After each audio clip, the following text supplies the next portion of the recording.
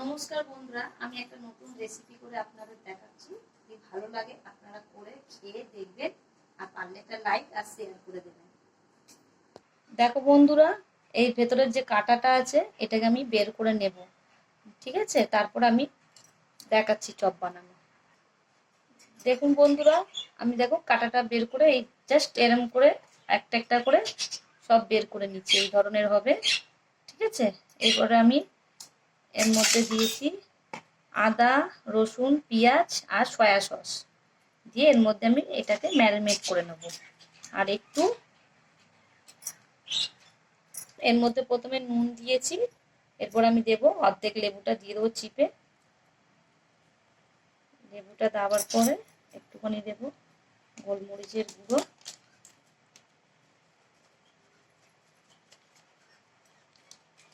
দিয়ে এটাকে ভালো করে ম্যারিনেট করে জাস্ট এরম করে 10 থেকে 15 মিনিট মাখানোটা রেখে দেবো আমি।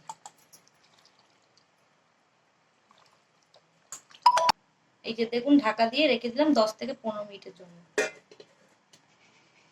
দেখুন বন্ধুরা, এই ময়দার মধ্যে একটু গোলমরিচের গুঁড়ো, একটু হলুদের গুঁড়ো, একটু লঙ্কার গুঁড়ো আর একটু নুন দিলাম।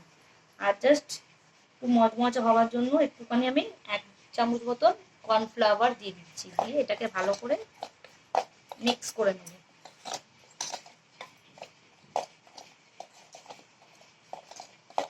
এবারে আমি একটু জল দিয়ে দেখো গুলিয়ে নেবো। জাস্ট বেশি না, একটু ঘন ঘন রাখবো, জাস্ট যাতে ওর মধ্যে লাগে।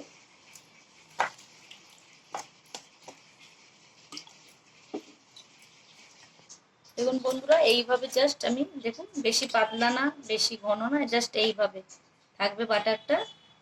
এই যে আমার এটা গোলা রেডি।